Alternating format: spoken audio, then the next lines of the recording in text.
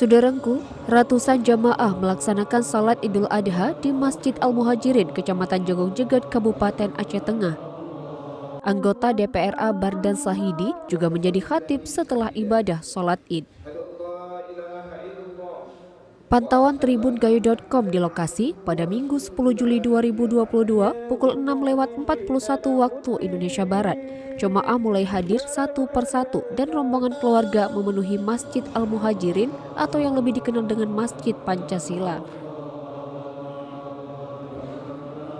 Pengurus Badan Kemakmuran Masjid atau BKM Al-Muhajirin, Fahri, memberikan sambutan dan membacakan tertib susunan acara pelaksanaan salat Idul Adha 1443 Hijriah.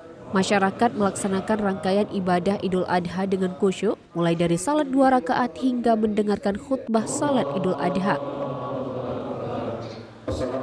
Masyarakat melaksanakan rangkaian ibadah Idul Adha dengan khusyuk, mulai dari salat 2 rakaat hingga mendengarkan khutbah salat Idul Adha yang disampaikan langsung oleh Bardan Sahidi.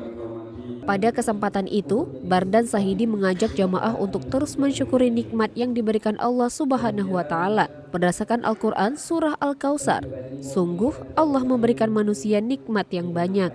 Ia juga mengajak seluruh jamaah untuk berkurban tapi tidak mengorbankan masyarakat. Hal itu disampaikan Bardan Sahidi. Lantas, saat ini wabah PMK mulai datang di Indonesia.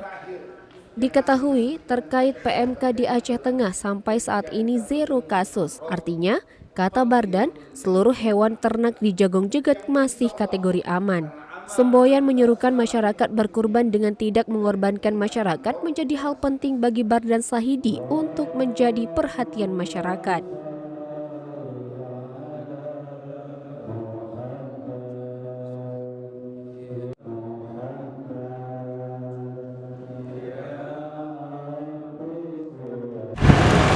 Harapan kami kepada Bapak Guru selaku anggota kami, teman kami, program kami, berharap banyak masukan kami agar mudah-mudahan masyarakatnya banyak perubahan.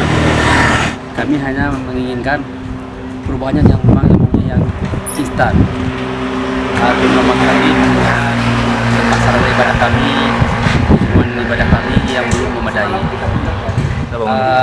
Pasar paving blok masjid seluas 100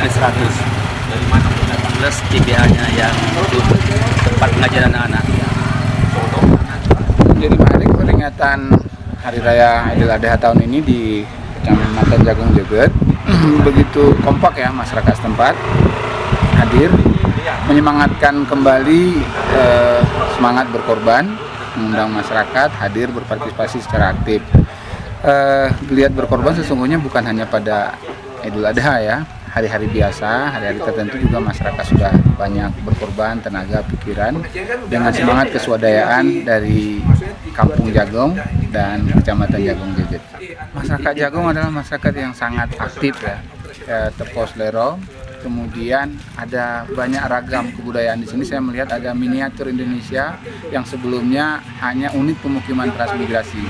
Jadi heterogenitas Kecamatan Jagong menjadi model baik ya, contoh pembangunan sebuah kecamatan. Dan saya melihat Kecamatan Jagong tumbuh berkembang di antara kecamatan-kecamatan lain yang ada di Kabupaten Aceh Tengah.